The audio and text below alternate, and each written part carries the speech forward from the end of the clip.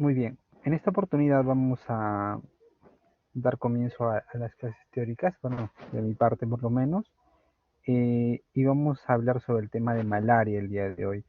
Voy a tratar de hacer carbunco, que creo que no nos alcance el tiempo. Lo que pasa es que yo quería hacer los dos temas porque me repartieron, digamos, tres temas tendría que ser en la próxima, pero como me dicen que el sílabo se va a cumplir a como está distribuido, entonces creo que vamos a avanzar solo malaria en esta oportunidad, ¿no? Entonces, vamos a compartir la pantalla para poder empezar con el tema. Oh, perdón, esto no era.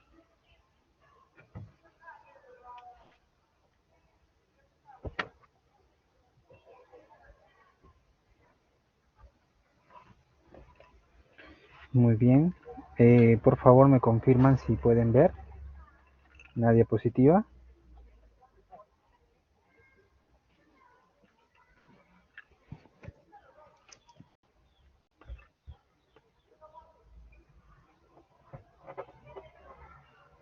Sí, se ve, ya. Disculpe, lo que pasa es que no lo puedo escuchar. Muy bien, entonces vamos al tema. Malaria es una de las enfermedades prototipo de las enfermedades infecciosas. Ha sido una enfermedad que en su momento llegó a ser una de las enfermedades infecciosas que más mataba en el mundo.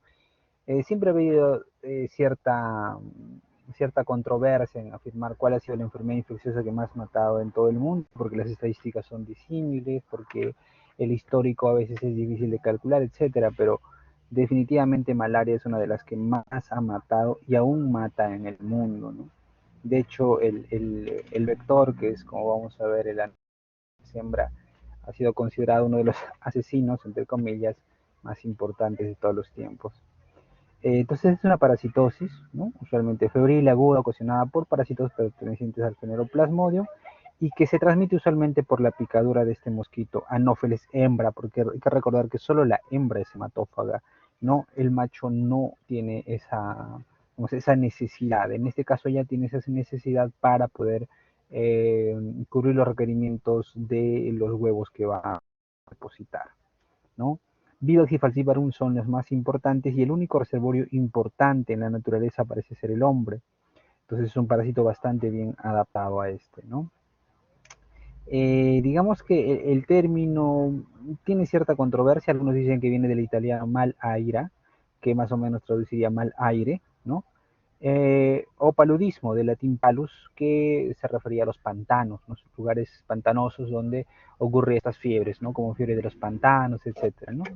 Eh, y vean que ustedes ya curanderos nativos trataban estas fiebres con cortezas de quinina, ¿no? La corteza de quinina que como vamos a ver posteriormente es uno de los, digamos, pilares del tratamiento históricamente y que todavía mantienen cierta vigencia.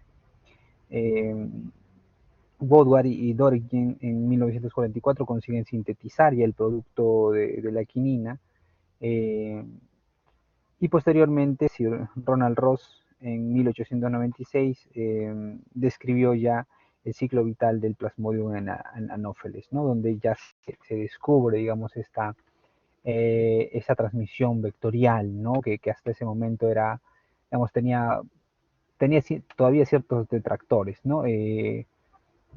Pero que luego se fue reafirmando con casos como la fiebre amarilla, por ejemplo, que tenían también ese tipo de transmisión, ¿no? Recuerden que obviamente históricamente siempre se atribuía simplemente al mal aire, a una mala condición del ambiente, etcétera, o castigos divinos, muchas de estas enfermedades.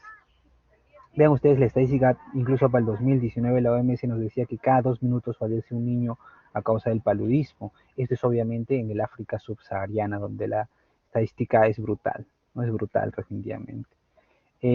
Aquí tenemos otra estadística, en 2017, 219 millones de casos de paludismo en 87 países y 90% de todos estos en el África subsahariana. 260.000 niños fallecieron por esta enfermedad antes de cumplir los 5 años, y ese es un reto realmente para nosotros, disminuir esta mortalidad. Y en 11 países, 10 países del África subsahariana y uno en la India, reportan el 70% de todos los casos y defunciones de paludismo en el mundo. Entonces hay una concentración importante de casos y como vamos a ver posteriormente, básicamente es Falciparum que tiene esta estadística tan demoledora. En esta gráfica pueden ustedes apreciar la distribución de las especies más importantes de Plasmodium. Falciparum, vean cómo está graficado en casi todo el África, debajo del Sahara usualmente, donde Falciparum digamos, el Plasmodium más importante, y esto se debe a una adaptación. Como vamos a ver, hay una adaptación biológica de las personas que habitan estas zonas, ¿no? Ellos han desarrollado hemoglobinopatías que los permiten ser inmunes parcialmente a Vivax, pero todavía susceptibles a Falciparum, ¿no? Por eso es que Vivax no es tan predominante en esta zona, pero sí Falciparum. En cambio, en otras, como puede ver en la gráfica, donde por ejemplo en China, algunas partes de Centroamérica, algunas partes muy hacia el sur de Sudamérica, predomina básicamente Vivax o solo se describe Vivax, ¿no? Pero otras, como es el caso de nuestro país, gran parte de toda la zona ecuatorial, tanto en la India, la Polinesia, como en Brasil, por ejemplo, existen de las dos. Vivax y Falciparum son importantes, ¿no? Y eso también repercute en la epidemiología en nuestro país, ¿no? Y vean con algunas estadísticas en América, en Latinoamérica básicamente. En Brasil reporta el 48% de todos los casos de malaria en Latinoamérica y la región andina reporta casi el 43%, de los cuales el 6.2% o 12% se da en el Perú, ¿no? 21 de 37 países reportan transmisión de malaria, el resto de transmisión sigue siendo de casi el 50%, y un riesgo moderado alto se da casi en el 19% de toda la región, que es básicamente la zona pintada de café, como ven por aquí, y que lamentablemente también va de la mano con la alta tasa de resistencia a cloroquina, como vamos a ver posteriormente. Hay varios indicadores para poder cuantificar, digamos, la epidemia, pero, digamos, dos de los más importantes, el primero es la tasa de inoculación entomológica, cuyas siglas en inglés son el EIR, que básicamente mide el número de picaduras por mosquito infectado que sufre una persona en un año. Entonces, esto vean ustedes que en zonas del África tropical puede alcanzar 500 a 1000. Pero hay otras zonas que están en 0.01%, ¿no? En el caso de climas templanos como en la zona del Cáucaso o en el Asia Central. Entonces, este índice de inoculación entomológica está directamente relacionado con la prevalencia de malaria, ¿no? Y el otro es el índice parasitario anual, IPA se llama, ¿no? Que es el número de casos por 1000 habitantes año en una determinada comunidad, ¿no? Entonces tenemos IPAs de riesgo alto cuando es más de 10 por 1000, ¿no? Por 1000 habitantes año, un IPA de 1 a 9, que es un riesgo mediano o intermedio, y menos de 1, un riesgo bajo. El Perú, al igual que otros países de América, según la OPS, tiene un IPA de 3.6, estaríamos en un riesgo mediano, ¿no? Sin embargo, Loreto, San Martín son calificados como con riesgo alto, llegan a un IPA de 45.1, en algunos casos 10.2, como es el caso de San Martín, ¿no? Entonces, es importante en estas zonas, ¿no? Eso es bastante prevalente en nuestra zona a ese respecto. Aquí también pueden ver en esta gráfica de calor, ¿no? Cómo es más o menos los IPAs en nuestra región, ¿no? Entonces, vemos que, por ejemplo, estos IPAs pueden llegar cerca al mayor al 50%, en algunas zonas de, de Brasil y pegadas hacia la frontera con Perú, ¿no? Como es para nosotros la zona de Andoas, la zona de Maynas, ¿no? Donde los IPAs vean llegan más de 50 o alrededor de eso, ¿no? Y alejándose de esa zona central del Amazonas van disminuyendo progresivamente, ¿no? De manera que para nosotros es importante también la repercusión de malaria, pero como vamos a ver, afortunadamente para nosotros todavía sigue siendo Vivax la que causa la mayor morbilidad, Tenemos casos de falciparum, pero afortunadamente son casos que se dan en contexto de brote. Vean los casos reportados de malaria desde el 2014 hasta el 2019, más o menos. Tenemos una prevalencia importante de vivax. Vean ustedes cómo las tasas alcanzan casi del 12.000, 10.000 al año más o menos, mientras que falciparum llega alrededor de 1.000 hasta 3.000, ¿no? Malariae también tenemos, pero vean la cantidad de casos que se reportan, es bastante bajo, ¿no? Malariae tiene otro tipo de comportamiento, es una malaria de un ciclo mucho más larvado, más subagudo, y que tiene una mortalidad bastante baja, ¿no? Básicamente se parece a Vivax en ese aspecto. Así que, digamos, para nosotros lo más importante, lo que golpea más a nuestra población es Vivax, básicamente. Este es el acumulado de casos, vean ustedes, para el 2019 sigue siendo obviamente nuestra zona de la selva la más importante, sin olvidar las zonas de la costa norte como Piura y Tumbes, que también tienen casos importantes de malaria, ¿no? Y vean ustedes aquí, nuevamente, medidos por el IPA, estas zonas de Nanay, el Alto Nanay, Andoas, están pintados en rojo. Son las zonas de alta transmisión para malaria, ¿no? Aquí pueden ver el comparativo de Vivax, ¿no? Vivax, obviamente toda la costa importante, y siendo Andoas, Nanay siempre las zonas de mayor prevalencia de casos, ¿no? Y falciparum, aunque tenemos, por ejemplo, en Andoas, el Alto Nanay, digamos, casos importantes, no llega a pintarse completamente de rojo, es decir, hay casos usualmente de falciparum de estas zonas, pero no llega a un IPA mayor a 50, como si puede superarlo en el caso de Vivax. Visto algo de la epidemiología, hablemos algo sobre el mosquito, ¿no? Sobre el anófeles, ¿no? Como ya dijimos, solo las hembras son hematófagas, son pequeñas, milímetros, tienen esta postura típica en reposo, como pueden ver en el gráfico, es como que sus patas las doblaran un poco más y se inclinara hacia adelante con las patas un poco más grandes y tiradas hacia atrás, ¿no? Entonces tiene esa disposición en reposo, es atraído por el color oscuro, la humedad y el calor, por eso es que se recomienda que la ropa sean de colores muy claros normalmente, y pican particularmente al anochecer a partir de las 6 de la tarde, aunque también lo pueden hacer temprano, pero es más prevalente que lo hagan casi entre la tarde-noche. Más de 400 especies de anófeles dispersos en el mundo, 70% son capaces de transmitir malaria, ¿no?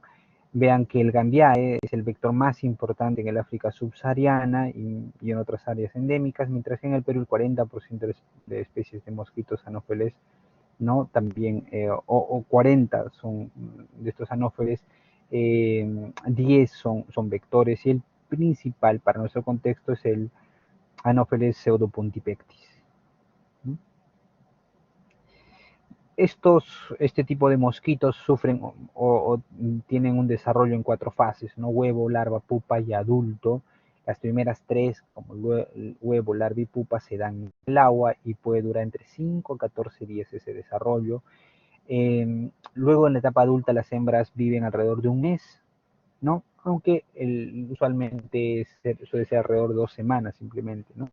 Y durante todo ese tiempo depositan entre 50 a 200 huevos. El lapso desde el huevo hasta el adulto puede tardar en 10 a 14 días, digamos, en completo para llegar a un adulto, aunque eso se puede acortar cuando las condiciones de temperatura y humedad son adecuadas, ¿no? Sobre todo en las épocas de lluvia, suele haber un mayor desarrollo de proliferación de estos mosquitos, ¿no? Obviamente siempre se hace el comparativo con el Aedes, que es otro mosquito o vector que tiene ciertas características, digamos, diferentes al anófeles, ¿no? Primero que el anófeles es un mosquito que prefiere el agua sucia, el agua estancada en las montañas, en pozos naturales que se dan, digamos, en la zona más boscosa, ¿no? Mientras que el Aedes suele preferir agua estancada, potable, ¿no? En zonas más urbanas. La otra característica importante que que las diferencia es en el estadio larvario. Vean ustedes cómo la disposición de la larva, si la pueden ver aquí, en el estadio larvario, estas tienen una disposición completamente horizontal, ¿no? Mientras que en el Aedes eh, está pegado solamente perdón, por un pequeño sifón respiratorio se llama este, es un sifón respiratorio. Ese sifón respiratorio, eh, ese sifón respiratorio le permite, valga la redundancia, respirar, entonces tiene que estar pegada hacia la superficie del agua, a través de esa respira el aire, mientras que la larva del Anopheles no tiene ese sifón respiratorio y tiene que estar adosado en toda su longitud a la superficie del agua porque necesita respirar oxígeno, ¿no? Entonces esa disposición de la larva tiene el Anopheles, mientras que el Aedes tiene esta disposición como colgando o digamos casi en 45 grados, porque solo tiene que estar adosado este sifón respiratorio hacia la superficie del agua, ¿no? Entonces eso también es una característica importante. Vean la distribución de los vectores en el Perú, básicamente coincide con las zonas de alta endemicidad en la selva, está el Darlingi, el Pseudopuntipectis, el Albimanus, como vectores importantes para nuestro contexto. Y también tienen algunas características de los vectores principales, como Pseudopuntipectis albimanus, la predominancia en algunos meses, la mayoría coincide con las épocas de verano, y el horario de picadura, que normalmente suelen ser o muy temprano, como el Pseudopuntipectis, o hacia la tarde-noche, ¿no? 18, 24 horas. Factores relacionados a la transmisión, esto es bastante mucho más complejo, solo es una mirada muy amplia o general, digamos. En los humanos, obviamente, la edad, los niños ya hemos visto que es un grupo particular de riesgo, sobre todo menores de 5 años.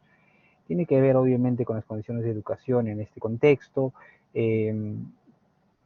la ocupación en contexto de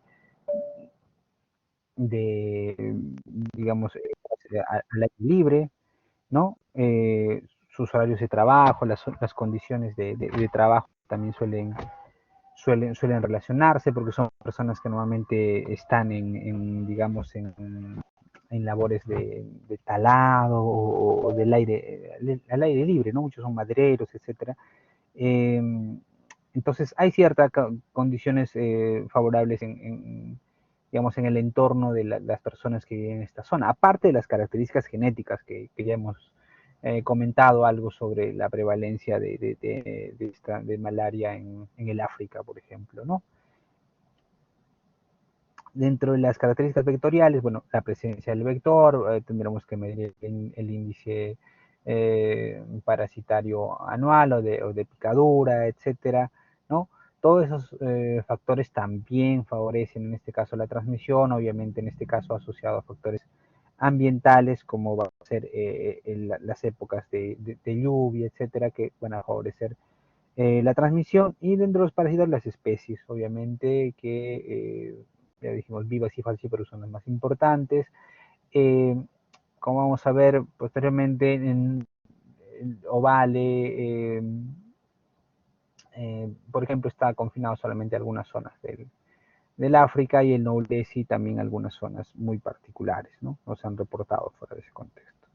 Y la resistencia a fármacos es uno de los problemas más importantes para el control de esta enfermedad, ¿no? Entonces esto hace que que el problema sea bastante complejo, hay bastantes aristas, digamos, al respecto, ¿no?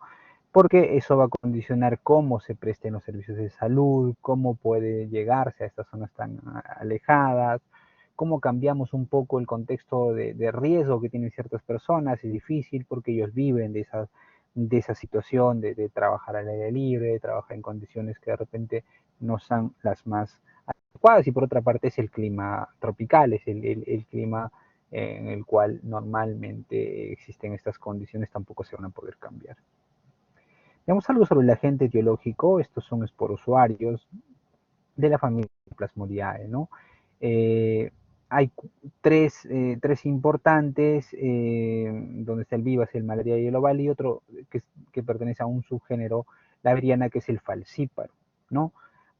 Y el Knowlesi, que normalmente parasitaba monos o algunos primates mayores, actualmente también ya se reconoce como un plasmodium que ya puede afectar al humano, pero todavía esa transmisión es, digamos, de menos expansión en algunas zonas de África y Asia.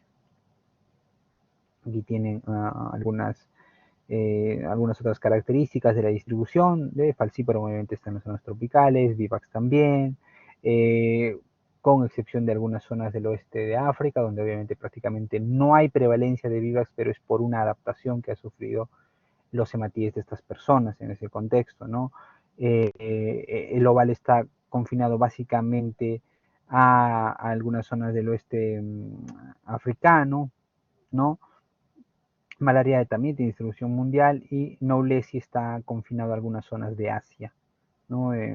Indonesia, Malasia, donde se ha descrito este nuevo plasmodio. Ver aquí otra característica importante que va a ser, hay que tomarlo en cuenta porque nos va a ayudar para poder definir algunas condiciones o situaciones en las cuales, digamos, el contexto de esta infección. No vean que Falciparum tiene un periodo de incubación que puede ser cortos, de 7, ¿no? Aunque la mayoría suele ser alrededor de 15 días, no hay recaídas, no hay hipnozoitos y normalmente el parásito va a vivir en el cuerpo menos de un año y de hecho debe ser mucho menos porque normalmente la persona muere sin tratamiento, ¿no? En el caso de Vivax, el periodo de incubación usualmente llega a los 15 días, puede haber recaídas, puede haber hipnozoitos y la longevidad, es decir, el parásito viviendo en la historia natural puede alcanzar 2 a 3 años.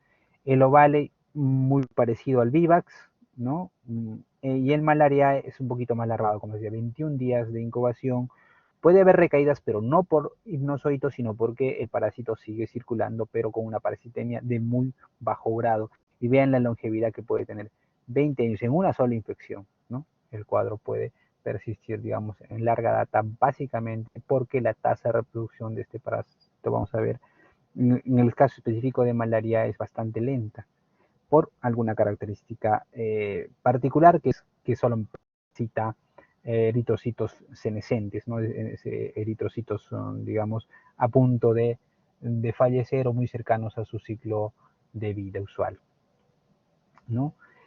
Entonces, el ciclo de vida de este parásito se da en dos contextos, ¿no? En un hospedero definitivo, que es el Anopheles, que es donde cumple su ciclo esporogónico, recuerden ese nombre, esporogónico se da porque el objetivo es formar esporozoitos. El ciclo se llama así porque el objetivo es ese. En caso del hombre, el ciclo es esquizogónico, ¿no? Se da una multiplicación asexual del parásito que normalmente se llama esquizogónico porque el objetivo en este contexto es formar eh, esquizontes. El objetivo aquí es formar esquizontes, ¿no? Esquizontes normalmente en dos fases.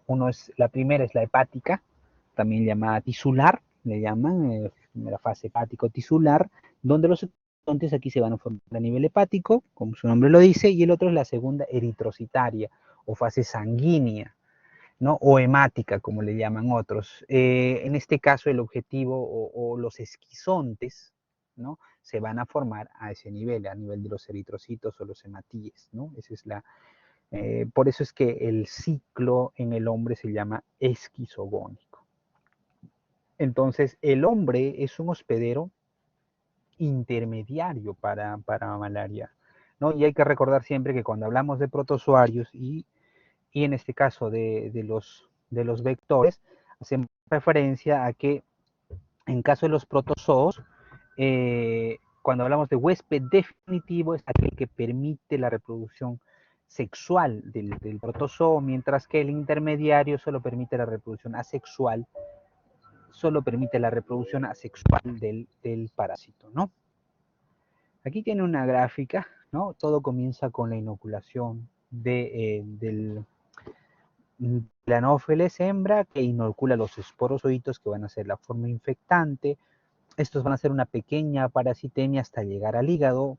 En el hígado van a invadir las células hepáticas y van a empezar a formar los esquizontes. ¿Qué es un esquizonte? Es una célula repleta de merozoitos. Ese es un esquizonte, ¿no? Entonces les decía que el ciclo a nivel del huésped intermediario, como es el caso del humano, va a formar esquizontes. Primero a nivel hepático, que sería esto, una célula repleta de merozoitos que finalmente se rompe, libera estos merozoitos y estos van a hacer una parasitemia mucho más marcada en una segunda fase y van a invadir los eritrocitos. ¿Qué van a hacer? Lo mismo, van a formar esquizontes, pero esta vez esquizontes hemáticos o esquizontes eritrocíticos o esquizontes sanguíneos. Entonces ingresa, van a repletar esta célula, en este caso, de merozoitos que finalmente se van a romper y va a continuar el ciclo, ¿no? Invadiendo nuevos eritrocitos. Y eso va a explicar un poco del cuadro clínico, ¿no? Recuerden que normalmente hablamos de una terciana y una cuartana, ¿no? Fiebres tercianas o cuartanas. ¿A qué se refiere eso? La fiebre terciana hace referencia a que este esquizonte hemático, en este caso, o sanguíneo, dura 48 horas, perdón, en formar esta célula repleta de merozoitos hasta que finalmente se rompe. Y se rompe entonces más o menos al tercer día y eso coincide con el acceso palúdico, la presencia de la fiebre. ¿No? Claro, no es una fiebre cualquiera, es un acceso palúdico, se le llama porque hay una primera etapa de escalofríos muy marcada, luego una etapa de un acné, de fiebre bastante alta, puede llegar a los 40 grados, y luego una etapa de efervescencia con una sudoración muy profusa, ¿no? Y eso coincide con la ruptura de estos excitantes a nivel sanguíneo, y de esa manera se completa el ciclo. Algunos de los merozoitos que quedan libres en sangre se pueden diferenciar en gametos masculinos y femeninos, ¿no? Cuando ocurre eso, el ciclo se detiene en el humano porque el humano no tiene la capacidad para poder continuar el ciclo de estos gametocitos. Entonces, el anófeles lo que hace el ciclo se completará cuando el anófeles chupe sangre digamos, de esta persona infectada, se lleve estos gametocitos y en el interior del mosquito se dé lugar a la fase esporogónica, ¿no? Entonces, ¿qué pasa? Se lleva los gametocitos, estos a nivel de su tubo digestivo, básicamente su estómago, van a fecundarse, van a formar, por lo tanto, primero un ooblasto, luego un auquineto, que finalmente van a formar esporoblastos y finalmente esporozoitos. Y cuando ya está como esporozoitos, van a anidarse en las glándulas salivales del mosquito y estarán listos para inocular estos cuando en otra oportunidad el mosquito chupe sangre y al regurgitar, digamos, sus secreciones salivales van a inocular estos esporozoitos que están anidados en sus glándulas salivales, ¿no? De esa manera perdón, eh, digamos, se da el ciclo de reproducción del plasmodium. Entonces es importante recordar estas fases un poco, ¿no? Porque eso va a explicar mucho del cuadro clínico, ¿no? La primera fase, entonces va a haber una fase de reproducción a nivel hepático, donde no se da esa periodicidad característica de la fiebre, eso se va a dar más posteriormente, usualmente, cuando ya esté en la etapa sanguínea, donde vamos a ver esas tercianas o cuartanas. Le llamamos fiebre cuartana, por ejemplo, a malaria, porque el ciclo de ruptura se da luego de 3 días, ¿no? O sea, formar este esquizonte, en el caso de malaria, demora 3 días, y al cuarto recién se rompe y eso coincide con el acceso palúdico, y por eso le llamamos fiebre cuartana en ese caso, ¿no? ¿Qué otras características también tenemos que recordar, aunque lo vamos a ver más posteriormente?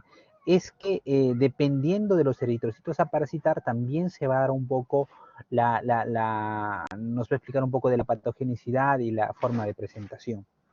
En el caso de Vivax, por ejemplo, prefiere parasitar eritrocitos jóvenes, los reticulocitos básicamente. Entonces prefiere entrar en estos eritrocitos y parasitarlos y empezar a reproducirse en su interior. En cambio, en el caso de malaria se va al otro extremo, se va a parasitar eritrocitos más senescentes, usualmente más envejecidos, por decirlo de alguna forma. Mientras que Falciparum no hace esa distinción, Falciparum parasita a todos a todos los eritrocitos. Entonces, si ustedes recuerdan ese detalle, va a ser fundamental para que recuerden la carga parasitaria. Entonces, simplemente pueden deducir, si falciparum parasita a todos los eritrocitos, ¿cómo será la carga parasitaria? La carga parasitaria será alta, porque está reproduciéndose en todos los eritrocitos que encuentra.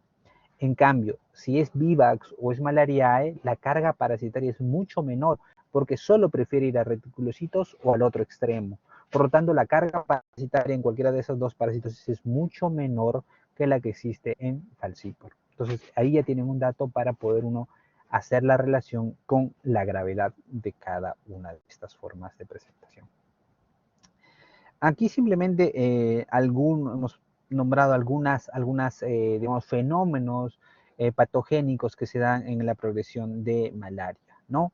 Lo primero se refiere a factores dependientes del hospedero, donde ya vimos que hay factores genéticos que se pueden considerar protectores, por ejemplo, como es la anemia de células falciformes, el antígeno DAFI negativo. Estas, como les decía, son adaptaciones que ocurren en ciertas poblaciones, básicamente en las zonas del África, donde, por ejemplo, la anemia de células falciformes hace que sea más difícil que la persona se parasite de falciparum. Ha sido una adaptación de selección natural. Las personas del África que tienen esta condición tienen una inmunidad parcial o, digamos, los protege un poco de falciparum, ¿no? El antígeno DAFI se ha perdido en esta población y eso les permite ser parcialmente inmunes a Vivax, por ejemplo, ¿no? Y así otras hemoglobinopatías que también los protegen parcialmente. Respecto a la inmunidad, lamentablemente es otro hueco importante, es decir, la inmunidad natural que se genera tanto por anticuerpos como por células no parece contener del todo la infección, puede, digamos, parar un poco la reproducción de esporozoitos, pueden actuar sobre los esquizontes, pero la inmunidad no es completa, es decir, la inmunidad no parece proteger de la infección de manera importante. Y ese es uno de los problemas importantes que se tiene a la hora de desarrollar una vacuna, como vamos a ver posteriormente. Factores dependientes del parásito, básicamente puede haber sustancias tóxicas directamente producidas por este, como es la glicosilfosfatidilinositol, que produce falciparum, que es una toxina que directamente puede dañar a algunos tejidos, digiriendo la hemoglobina, ¿no? Causando una degradación de esta hemozoína, deforman la membrana de los eritrocitos y eso va a hacer que estos ya no tengan esa forma como de un disco aplanado que permite la buena distribución de la hemoglobina, si no se hacen completamente deformes, no pueden transmutar adecuadamente la hemoglobina, se aglutinan entre estos y eso es un problema importante, sobre todo en el caso de la microvasculatura, donde se van a dar fenómenos de citoadherencia e inflamación que permite, digamos, que estas células, todas deformes eritrocitos, se van a aglutinar, se van a acoplar, se van a amontonar, digamos, en esta zona y van a dificultar la adecuada irrigación venosa o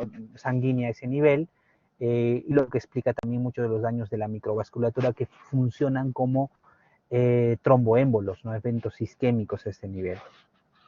Fenómenos de evitación, ¿no? Pueden hacer que los hematidos no expresen el HL1, el HLA1, por ejemplo, y evitan la acción de citotóxicos. Y finalmente la carga parasitaria que ya hemos complicado. Entonces, de la acción de todos estos, o la interacción de estas condiciones con la respuesta inflamatoria alterada, se va a dar el cuadro clínico en cada persona, ¿no? Y eso también es importante recalcarlo porque ya se los he mencionado a los que han rotado conmigo, pero siempre hay que recordar que muchas de las manifestaciones clínicas que tenemos, como en cualquier entidad nosológica en la cual podemos identificar signos y síntomas de alguna enfermedad infecciosa, se deben a la respuesta inflamatoria. Mucha de esa respuesta, y eso también nos ha enseñado, por ejemplo, el COVID, ¿no?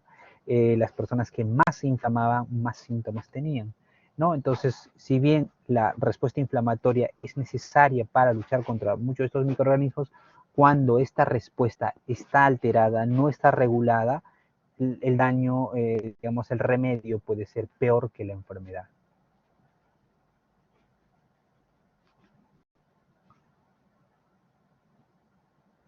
Y aquí simplemente para que puedan ver digamos, una gráfica, aunque parece un poco complicada de todos los fenómenos que al final se van a concatenar para desencadenar una respuesta inflamatoria, digamos, descontrolada y que finalmente pueda llevar a disfunción orgánica múltiple en algunos casos, ¿no? En este caso el parásito altera los glóbulos rojos, los va a deformar, va a favorecer su adherencia a la microvasculatura, lo va a hacer mucho más frágil, se van a romper mucho más fácil, va a llevar anemia, las toxinas van a causar directamente hemoglobinuria destruyendo los eritrocitos, los antígenos igual van a activar complejos inmunes, toda esta anoxia que se genera porque ya no hay hemoglobina que pueda transportar la adecuada cantidad de oxígeno va a llegar a fenómenos hipóxicos, anóxicos, que va a repercutir en todas las células, sobre todo órganos blancos como son el hígado y el cerebro, lo cual va a llevar a disfunción orgánica, ¿no? Con falla hepática, edema cerebral, edema pulmonar también, porque claro, va a haber fenómenos adaptativos a nivel hepático que lleven a hipoalbuminemia, ¿no? Entonces, el evento final es una falla, una disfunción orgánica múltiple que lleve a la muerte, ¿no? Obviamente, todos tienen la potencialidad de llevar a esto, pero algunos tienen mayor probabilidad de hacerlo, como es el caso de falciparum. ¿Puede haber casos graves de vivax? Sí, pero es mucho menos frecuente, ¿no? Los casos graves de vivax lo vamos a ver en pacientes con algún tipo de inmunocompromiso, gestantes o en un grupo de riesgo, cirróticos también suelen serlo. Como ya dijimos, la inmunidad lamentablemente no parece ser completamente efectiva. Se pueden formar anticuerpos que protegen contra los merozoitos, pero no parece tener una respuesta que, digamos, sea completamente adecuada o deseable, ¿no? Entonces, las diferencias en las manifestaciones clínicas dependerán entonces del plasmodium, de la densidad parasitaria, la afinidad del parásito por los eritrocitos, que ya lo hemos comentado. Vivax y Ovale van a los jóvenes, Falciparum a todos y malaria además a los maduros o senescentes, ¿no? La inmunidad del paciente dependiendo en este caso de la respuesta que puedan tener con algunos anticuerpos, antimerozoitos, y el tiempo hasta el diagnóstico también será importante, sobre todo en el caso de falciparum. Si el diagnóstico lo hacemos muy tempranamente, la expectativa de vida es muy buena. Si es muy tardío, a veces así podamos controlar esto, ya no va a ser suficiente, ¿no? Entonces, digamos, las manifestaciones clínicas las podemos ver, las podemos tratar de diferenciar en cuatro fases, digamos, para tratar de explicarlo mejor. El primero es el acceso simple o primo infección, que se va a dar básicamente cuando es el primer contacto con malaria. Luego la fiebre periódica, cuando ya esta pasa de la primera fase a nivel hepático y pasa a la sanguínea. Luego el paludismo visceral o evolutivo, es decir, en la historia natural, ¿cómo iría esto si no se trata? La invasión de algunos órganos. Y finalmente la malaria grave o complicada que se puede dar en la historia natural de estos plasmodium, pero esto puede ser mucho más grave y mucho más fácil de llegar a esa condición en el caso de falciparum, ¿no? Con la formación o con la connotación de malaria cerebral o malaria complicada, como vamos a ver. Aquí tienen algunas características diferenciales de cada uno de estos. Obviamente para nosotros nos interesa más Vivax y Falciparum, que son las más importantes, ¿no? Falciparum lleva rápidamente a falla multiorgánica, mientras que Vivax no da un secuestro periférico. El secuestro periférico se debe a que en la microvasculatura, en los capilares básicamente, estos eritrocitos, todos deformes, como les decía, se quedan atrapados. Entonces forman como tromboémbolos, que es lo que van a provocar a nivel distal isquemia, ¿no? Entonces funcionan como infartos, igual que infartos. Entonces eso puede ocurrir a cualquier nivel, ¿no? Entonces eso va a favorecer esta falla multiorgánica. En cambio, en Vivax no se da ese secuestro periférico, no hay ese fenómeno de citoadherencia de manera importante, igual que en los otros casos, ni en ovale ni en malaria, ¿no? Entonces, el falciparum va a dar una enfermedad microvascular difusa, ¿no? En cambio, en los otros no. El daño hipóxico se da muy marcado en falciparum, mientras que los otros, la parasitemia es mucho menor por lo que hemos comentado previamente, ¿no? Aquí también tienen algunas características distintivas de Vivax y Falciparum, donde básicamente vean el promedio de parasitemia, 20.000 para Vivax, de 20.000 a 500.000 en Falciparum, ¿no? Con máximo de 2 millones incluso. Entonces, ese dato es muy sugestivo de lo grave que puede ser Falciparum en este contexto. Entonces, en el acceso simple a la primera infección, es decir, en la fase básicamente hepática, se puede dar casi en la mayoría de sujetos, sobre todo en sujetos no inmunos, periodo de incubación de 7 hasta 17 días. Aquí no hay la periodicidad clásica, no hay esa fiebre que se da cada 3 días, ¿no? O cada 4 días. Aquí la fiebre es continua, ¿no? Normalmente no suele haber signos de malignidad, es decir, no hay otra manifestación importante y normalmente existe riesgo de complicación, sí, dependiendo del ritmo de reproducción que pueda haber a este nivel. Eso dependerá obviamente del tipo de malaria. Falciparum obviamente será mucho más grave, mientras que los otros son mucho menos graves usualmente. No, ¿qué vamos a encontrar aquí? Básicamente fiebre. Fiebre alta asociada a síntomas generales, dolores abdominales, hepatomegalia, y que va a durar alrededor de 8 a 15 días más o menos. Luego de eso vamos a pasar ya a la etapa de fiebre periódica. O sea, luego de pasadas estas 2 semanas más o menos donde puede haber fiebre continua, el paciente ya hace una fiebre periódica. Entonces ya estamos en este caso ya en una etapa en la cual ya estos merosólitos están en sangre y están haciendo esta periodicidad de la que hemos comentado y tan clásica en esta enfermedad, ¿no? Con el desarrollo de, o la posibilidad de desarrollo de hipnozoitos. Aquí tienen que recordar este término, hipnozoito. Hipnozoito se hace referencia a los esquizontes hepáticos que quedan latentes, es decir, algunos esquizontes a nivel hepático que, ¿no? que deberían romperse y liberar estos merozoitos a sangre quedan latentes, es decir, quedan sin romperse a nivel hepático. Esos son los hipnozoitos.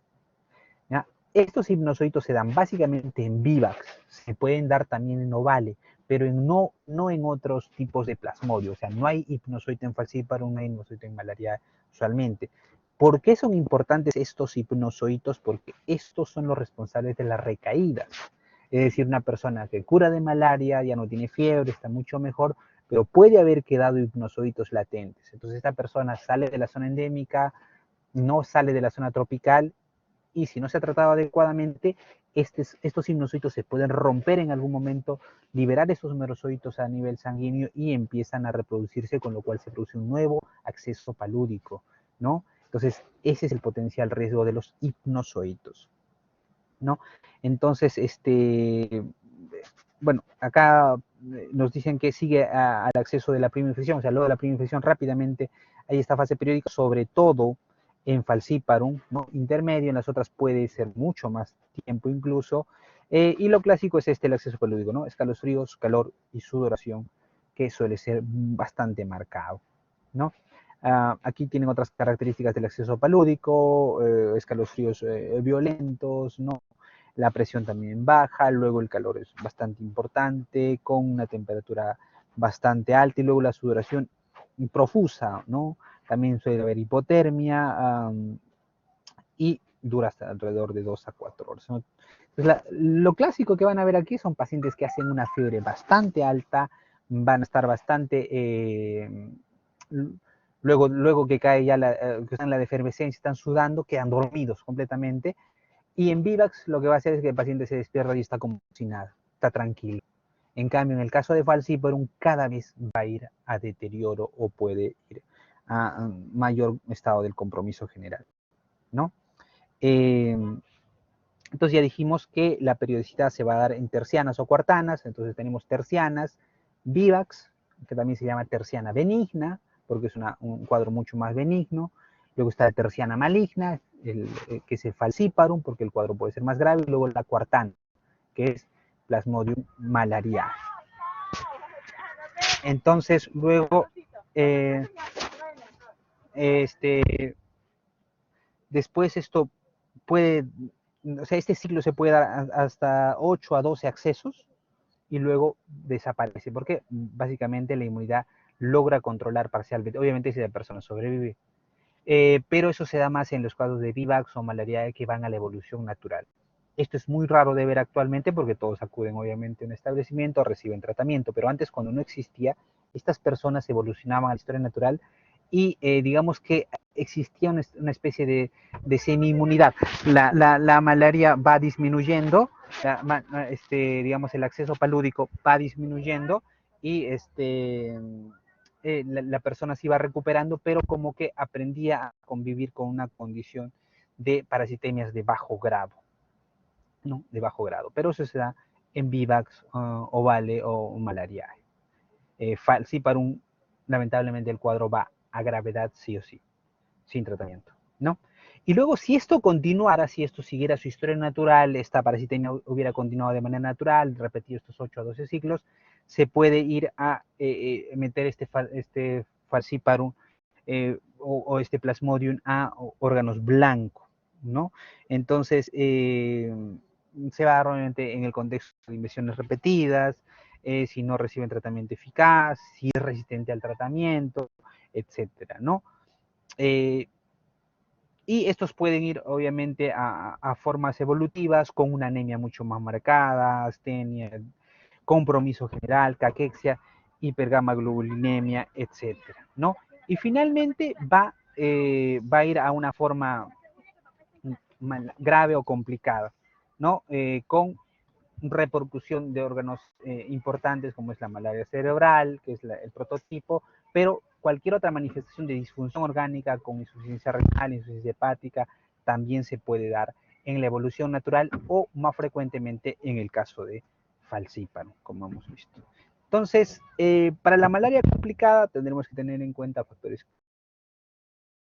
como condiciones clínicas, paraclínicas o indicadores de mal pronóstico.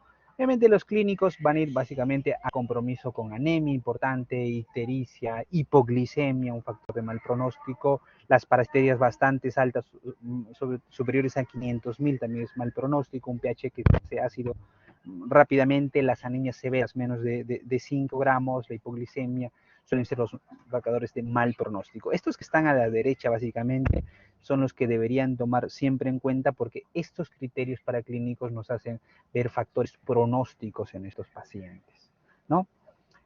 Y finalmente, nuevamente, en la historia natural podrían llegar a compromiso del sistema nervioso central, digamos, en la mayoría de casos, aunque esto se ve más frecuentemente en falciparum en un tiempo mucho más corto que el resto, ¿no? Rápidamente los va a llevar a una condición de coma, con alta mortalidad, alrededor de 15 a 20%, se va a caracterizar por alteraciones de conducta, encefalopatía, un tono disminuido, hemorragias retinianas, coagulación intravascular diseminada, convulsiones, etcétera, ¿no? Entonces, a manera de resumen y teniendo este cuadro, digamos, resumen importante, tenemos que considerar que consideramos malaria grave a todo caso confirmado de malaria que presenta uno más de los siguientes signos de alarma: deterioro del estado de conciencia, anemia severa, parasitemia elevada, signos de insuficiencia asociada a nivel renal con oliguria, anuria, cardiovascular, sangrado, petequias, hepática, ictericia y pulmonar, dificultad respiratoria. Entonces, paciente que tiene alguna de esas condiciones debemos considerarlo malaria grave, ¿no? Vean ustedes, la tasa letal en el Perú llega alrededor del 0.1% porque esa es la prevalencia más o menos de falciparum en nuestro entorno. La mayor gravedad, gestantes, niños menores de 5 años, asplénicos, otro grupo de riesgo, y la mortalidad puede ser superior al 30% en condiciones de UCI y sobre todo si está asociado a condiciones de, digamos, de alta letalidad en este contexto, ¿no? Aquí nuevamente un cuadro resumen de los indicadores de mal pronóstico donde tenemos básicamente hiperparasitemias, ¿no? Ya les había dicho la hemoglobina bastante disminuida, la creatinina incrementada, el ácido láctico también en progresión. De esto siempre hay que recordar sobre todo la parasitemia importante, la creatinina en aumento, la hipoglicemia, la evolución a acidosis, ¿no? Y la hipoglicemia, ¿no? Que ya les había mencionado que es un factor capital, digamos, para una condición grave, ¿no? De este contexto. Respecto al diagnóstico, tenemos que recordar que obviamente en el caso de la mayoría de parasitosis y en todas las enfermedades infecciosas, nuestro gol estándar suele ser siempre la identificación directa del parásito, ¿no? Ese es obviamente el gol estándar en la mayoría de casos, pero no siempre se puede lograr eso, ¿no? Lamentablemente, identificar directamente y hacerle condiciones directas de su identificación a veces es difícil. Entonces, a nivel parasitológico, la prueba más costo efectiva sigue siendo la gota gruesa. La gota gruesa que, que, permite rápidamente cuantificar la carga parasitaria, que eso es muy importante, y también asociado siempre un frotis mucho menos denso que la gota gruesa, que permite identificar algunos factores, o sea, directamente las características de los plasmodium directamente, ¿no? Entonces, siempre la gota gruesa va a ser el examen más costo efectivo. ¿Cuál es el inconveniente de esto? Es que, obviamente, esta es una prueba operador dependiente, es una prueba que depende de que la persona esté entrenada en hacer esta gota gruesa, de que pueda hacerlo, digamos, en condiciones de entrenamiento importante y que tenga la capacidad de poder distinguir Vivax de falciparum, ¿no? Que eso es lo más importante. Vean ustedes, lo mínimo que se necesita para gota gruesa es cuantificar la parasitemia en alrededor de 20 parásitos por microlitro.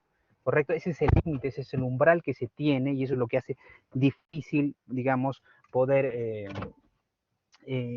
a veces identificar. Entonces, siempre que se tenga sospecha de malaria y salga negativa la gota gruesa y ustedes tienen sospecha de que todavía tiene malaria, hay que repetirla porque a veces no se cruza ese umbral, sobre todo si es Vivax o recién está comenzando, a veces no se tiene digamos, esa condición, no se logra cruzar ese umbral y la prueba puede salir negativa. También tenemos pruebas inmunológicas como son la inmunocromatografía por RDT, los IFI o ELISA, ¿no? Que tienen una sensibilidad y una especificidad bastante interesante. El problema para nosotros es que lamentablemente los antígenos que utilizan estas pruebas para nuestro contexto lamentablemente no son muy útiles porque se han encontrado mutaciones que hacen que en el caso de algunos tipos de falciparum y Vivax también no puedan ser identificados, es decir, salgan negativos estas pruebas inmunocromatográficas, sobre todo en Latinoamérica y especialmente en el Perú. Por lo tanto, estas pruebas no son, digamos, de ayuda importante para nuestro contexto, como sí lo pueden ser para Centroamérica, por ejemplo, donde sí la utilidad es bastante interesante. Y finalmente tenemos las pruebas moleculares, y aquí es el PCR básicamente la más importante, la reacción en cadena de polimerasa, que tiene una sensibilidad y especificidad bastante cercanas al 100%. Vean que necesitamos alrededor de 3 parásitos por microlitro para poder hacerse positiva la prueba. Es mucho menos que la gota gruesa. Ven ustedes, gota gruesa necesitamos 20 parásitos por microlitro como umbral, acá solamente 3. Estas pruebas moleculares nos pueden decir directamente si es Vivax, falciparum, malariae, ovale, noblesi, porque son bastante específicas, ¿no? Incluso actualmente ya pueden cuantificar la parasitemia, que será siempre un defecto que no se podía en las técnicas precedentes o en las formas rudimentarias de PCR, pero el gran inconveniente de esta prueba es el costo, ¿no? A pesar de que, digamos, la pandemia está favoreciendo el desarrollo de alguna de estas pruebas ya a nivel más diseminada en los diferentes hospitales, todavía se tienen limitaciones. Pero a futuro espero que esto pueda ser un gol estándar del que todos dispongamos para su estudio, ¿no? Entonces, aquí lo que tienen que recordar básicamente es que la gota gruesa sigue siendo el examen más costo efectivo a pesar de todas las deficiencias que puede tener y que el PCR es una prueba bastante interesante pero que todavía falta, digamos, mejorar la tecnología para que pueda tener acceso a todos, ¿no? Aquí pueden ver algunas diferencias que debería saber el microbiólogo, perdón, el tecnólogo para poder diferenciar Vivax de falciparum, que es lo más importante cuando uno quiere hacer el diagnóstico, porque eso nos va a medir pronóstico y también tratamiento, obviamente, ¿no? Entonces, en la fase de trofosodito, como pueden ver, básicamente en la etapa inicial, cuando el trofosodito está dentro de la célula, debe formar alrededor de 4 anillos, normalmente en el caso del Vivax, ¿no? Mientras que en el falciparum suele ser alrededor de solamente 2 anillos en su parte interior, ¿no? Entonces, obviamente eso requiere cierta experticia para poder verlo. Luego, en el caso de los esquizontes son, como les decía, esas células repletas de merozoitos. Eso en el caso de Vivax sí se puede ver normalmente, no sé si se puede ver algunos de estos esquizontes en la periferia, aunque no suelen ser muchos, pero en el caso de falciparum no van a ver estos esquizontes, porque estos esquizontes están atrapados en la microvasculatura, ¿no? Por los fenómenos de citoadherencia que les había comentado previamente. Pero si lograran ver esquizontes en el caso de falciparum, ese es un signo de mal pronóstico, ¿no? Significa que la microvasculatura está tan tomada que ya no hay sitio para poner estos esquizontes y estos están ya en la circulación y los van a encontrar en sangre periférica y es un signo de mal pronóstico también. Y luego van los gametocitos. Vean que en el caso de falciparum, los gametocitos tienen una forma eh, como de banana, les dicen, unas formas estiradas, ¿no? Mientras que en el Vivax son redondeados. Esa es otra característica distintiva, importante, que tienen que ustedes buscar, o bueno, en caso de este caso el microbiólogo o el tecnólogo lo tiene que buscar para poder diferenciar Vivax de falciparum. Entonces, aquí tienen también digamos, una aproximación de cómo es que hacen el conteo de la parasitemia, ¿no? Se lee o se debe sacar digamos, el conteo con lecturas de 100 por campo, y vean que, por ejemplo, cuando dicen una cruz y media o media cruz, sería 40, 60 parásitos en 100 campos, una cruz es un parásito por campo, dos cruces 2 a 20 parásitos por campo, tres cruces 20, 21 a 200 parásitos por campo y cuatro cruces más de 200 parásitos por campo. ¿Por qué es importante esto? Porque, como les decía, primero es que la parasitemia es un factor relacionado de mal pronóstico, nos va a ayudar también dentro de las características diferenciales a ver si es Vivax o falciparum, y más importante, permite poder cuantificar la respuesta al tratamiento, ¿no? Necesitamos ver que después de darle un tratamiento efectivo al paciente, la carga parasitaria debe ir cayendo progresivamente.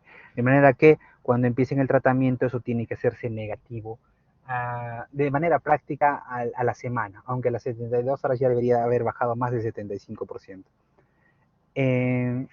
Entonces, eso es sobre las características del diagnóstico. Veamos algo sobre el tratamiento. Aquí el problema más importante es el desarrollo de resistencia que se ha ido dando a lo largo de los años. Y vean aquí, es un cuadro resumen bastante interesante sobre las drogas de las que disponemos y la actividad que tienen. Entonces vean que la mayoría, donde está la cloroquina, la quinidina, etcétera, son esquizonticidas sanguíneos. ¿Qué significa eso? Van a matar todas esas formas en sangre, todos esos merozoitos, esos esquizontes que están en los eritrocitos, a esos los van a matar todos estos tipos de antipalúdicos, ¿no? Y vean que es la mayoría, casi todos hacen eso, esquizonticidas sanguíneos.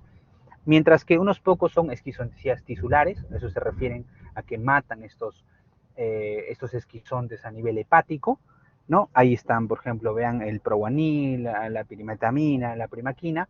Gametocitos van a dar algunos, como son la primaquina y las artemisinas, pero vean que hay un solo fármaco que mata hipnozoitos, que es la primaquina. Entonces, ese es un dato no menor y que siempre deben recordar. La primaquina es el único fármaco del que disponemos que puede matar hipnozoitos. Y como les había comentado, los hipnozoitos son aquellos que son responsables de las recaídas de malaria, ¿no? Entonces, es un dato no menor que tienen que recordar siempre. La primaquina es el fármaco que va a matar a los hipnozoitos. Entonces, como vamos a ver posteriormente, eso es capital, por ejemplo, que las personas puedan recibir la primaquina de manera completa en el tratamiento, ¿no? Y hay ciertas condiciones, por ejemplo, como el déficit de glucosa 6-fosfato deshidrogenasa, que afortunadamente no es tan frecuente en nuestro medio, pero las personas que tienen ese tipo de déficit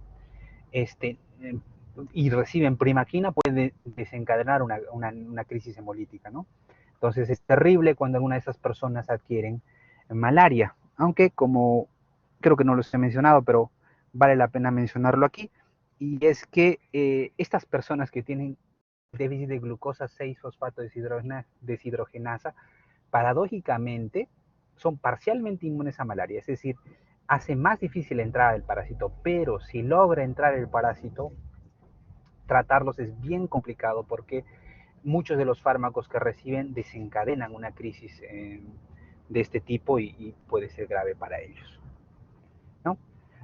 Aquí tienen una tabla resumen de las características de estos fármacos, básicamente destacar la importancia que tiene para nosotros algunos esquizonticidas tisulares, ¿no? Como son el caso del Proguanil, que es importante para profilaxis para falciparum, ¿no?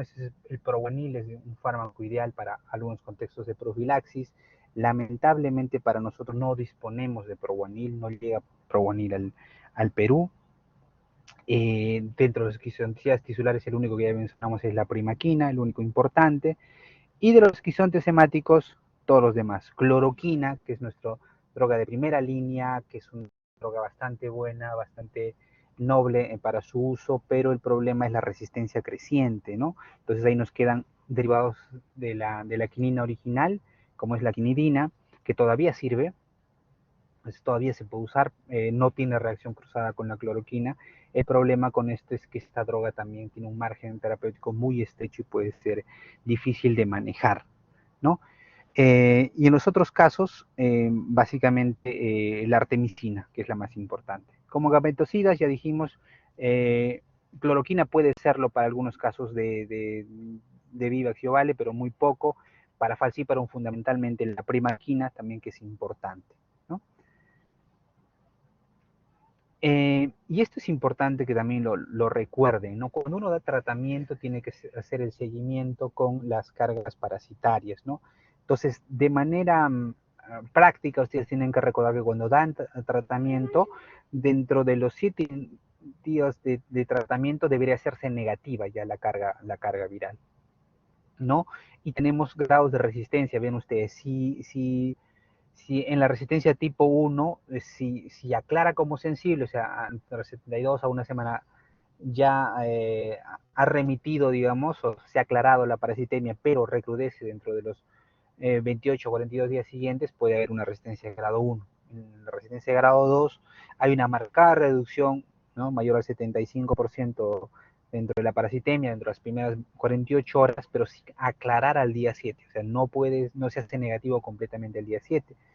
Y la resistencia de grado 3, que es la verdadera resistencia, digamos, porque el otro se puede deber a otros fenómenos, es la pobre reducción de la parasitemia o el incremento de esta, ¿no? Reduce en menos del 75% o se incrementa la parasitemia en las primeras 48 horas. Esa es la verdadera resistencia y es la que constituye un problema importante para el tratamiento de malaria en general en el mundo, ¿no? Estos son los esquemas terapéuticos vigentes para el Perú.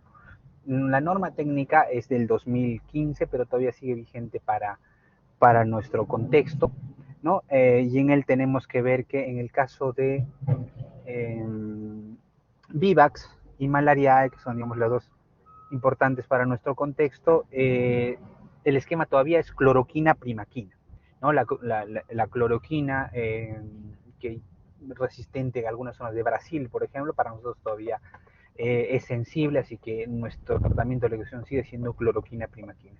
Cloroquina, ¿por qué? Porque va a matar todas las formas de los esquizontes a nivel tisular, y primaquina porque se va a encargar de los hipnozoitos, de las formas de los esquizontes a nivel hepático, ¿no?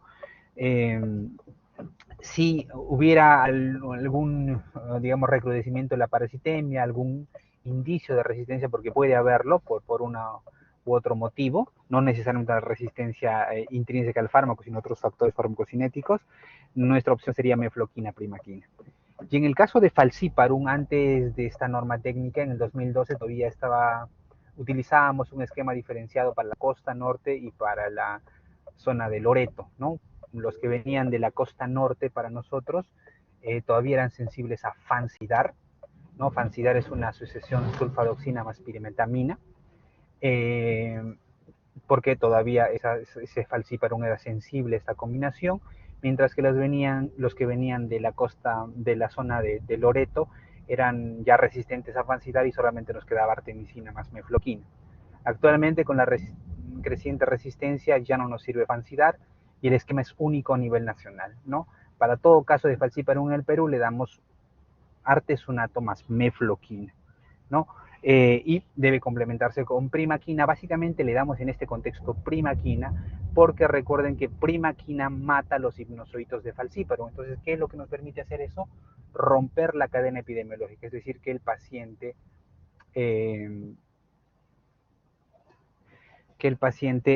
digamos, ya no se convierte en una fuente de contagio, ¿no? Que ya no se convierte en una fuente de contagio para los demás. Por eso usamos primaquina en este contexto.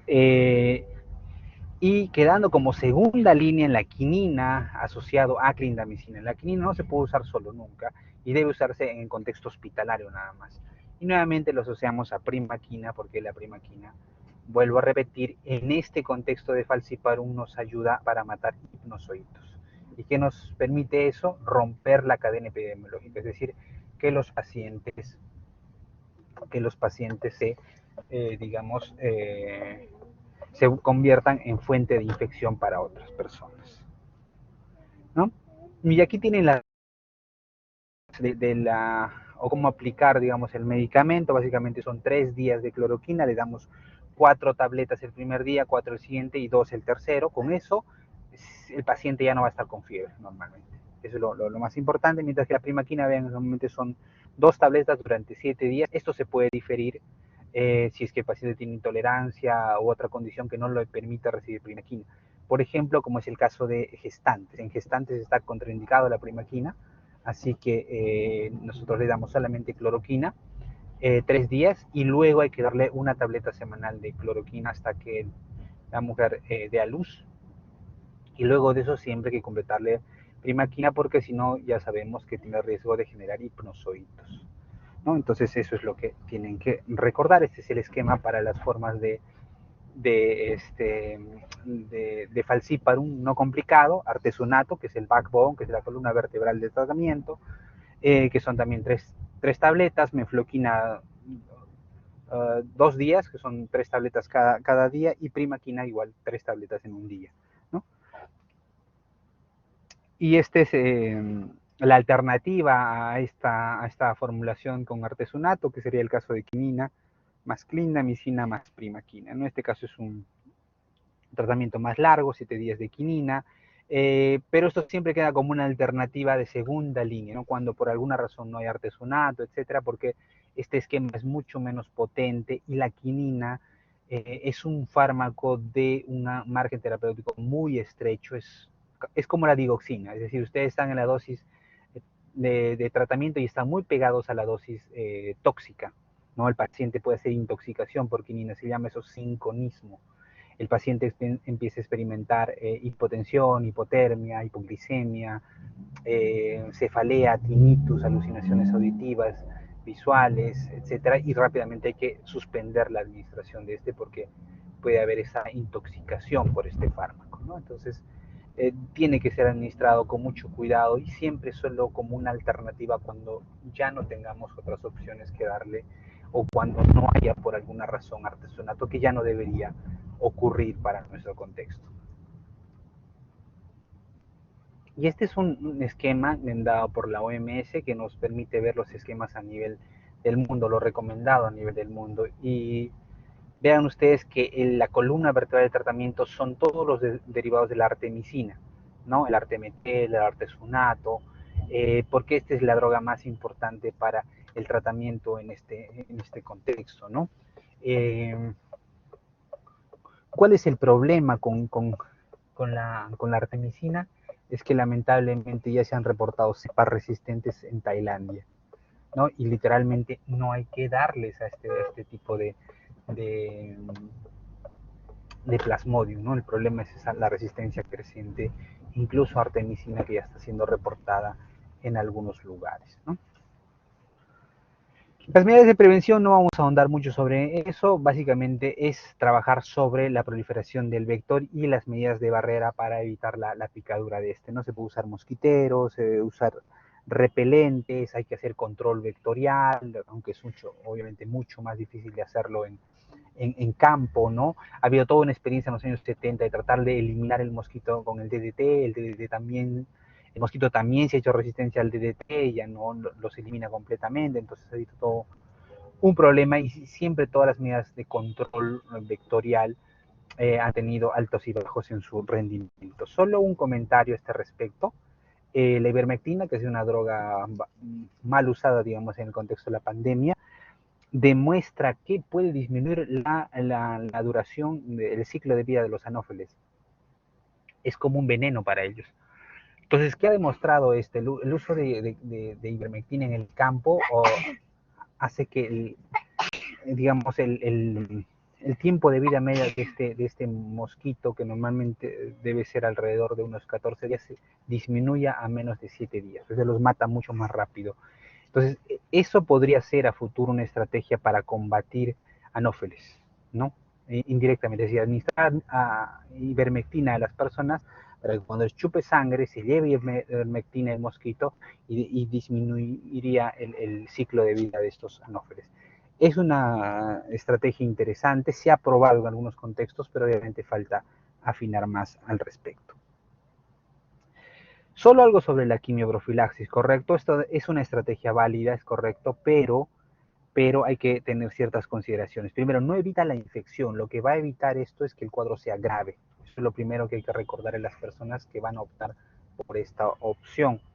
No es recomendable para amplios grupos, no le vas a dar a toda una población que va a ser específicas, que van por un tiempo finito, vamos a alguna zona, ¿no? Y que tengan alguna condición de riesgo para desarrollar formas graves, por ejemplo, ¿no?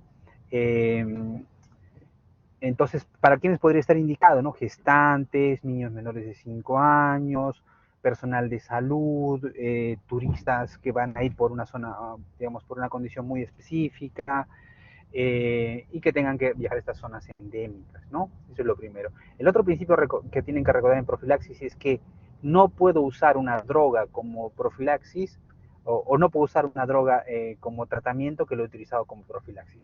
Entonces, ese es el gran inconveniente para nosotros. No tenemos limitada cantidad de drogas. Entonces, si yo le voy a dar una droga como profilaxis, esa droga ya literalmente la he quemado. O sea, no la voy a poder utilizar como tratamiento.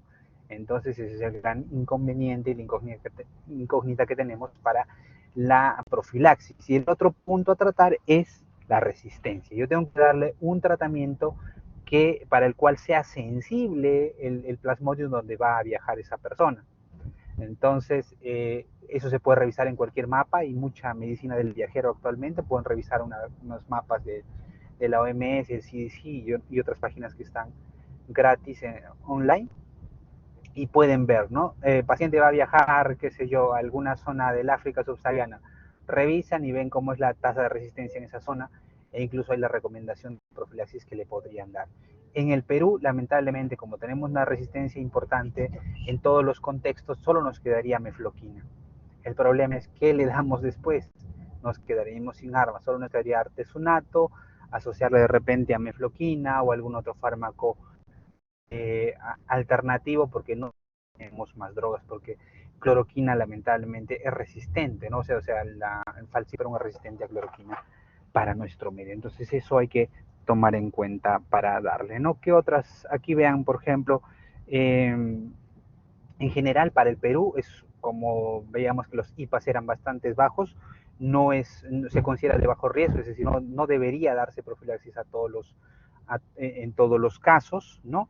Solo en algunos riesgos de moderada a alto, como puede ser en Loreto o San Martín, el resto normalmente son solo un riesgo moderado abajo, así que en esos casos no está indicada la profilaxis, solamente en algunos sitios específicos de Loreto, como es Andoas, Mayas, etcétera, donde podríamos darle mefloquina, que es lo que tenemos, atobacona, probonil, que sería lo ideal, pero tampoco tenemos esa droga de manera importante,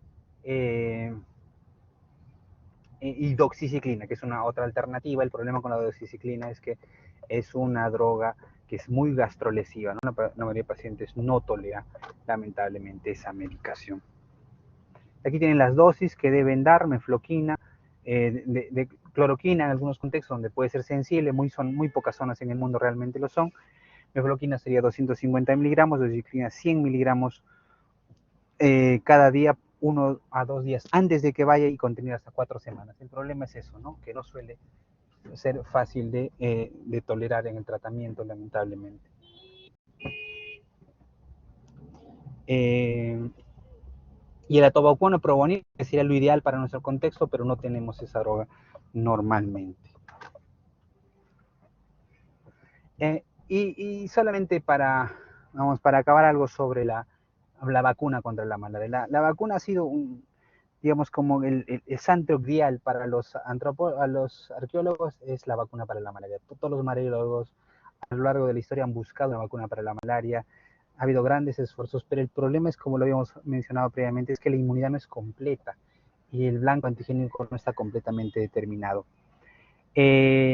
Existe una vacuna actualmente, esta es la vacuna RTS SAS01, la Mosquirix, del laboratorio GSK, que mostró cierta utilidad en menores de 5 años, ¿no? Una efectividad de 4 de cada 10 casos de paludismo clínico y 3 de cada 10 con paludismo grave, potencialmente mortal, podrían ser evitados. Está dirigido específicamente para falciparum. Y la OMS le ha dado aprobación para un estudio piloto en Ghana, Kenia y Malawi para niños menores de 5 años, ¿no? Con una tasa de efectividad más o menos cercana al 40% nada más, pero dada el alto impacto que tiene falciparum para estos contextos, una vacuna que pueda disminuirse en un 40% la prevalencia sería bastante importante. Entonces habrá que ver a futuro qué tanta utilidad puede tener esta vacuna, ya viendo en campo cómo podría ser la eficacia de la misma, ¿no? Y eso era lo que quería compartir con ustedes en esta oportunidad. Bueno, quería yo desarrollar Carbunco también, pero creo que ya no nos va a dar el tiempo para esta oportunidad, porque básicamente para su examen, ¿no? Para su primer examen, me han dicho que solamente va a entrar este tema, y ya para la siguiente desarrollaremos los temas siguientes, ¿no? Si tuvieran alguna pregunta, alguna duda, por favor, les agradecería que me lo hagan saber para poder aclararlas.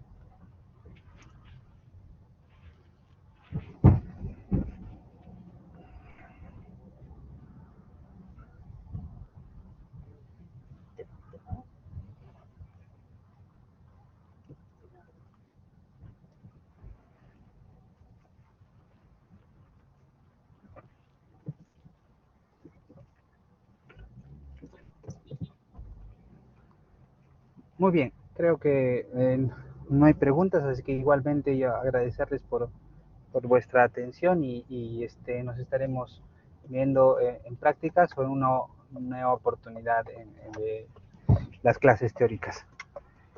Muy buenas tardes, gracias. Hasta luego. Gracias, doctor. Cuídese.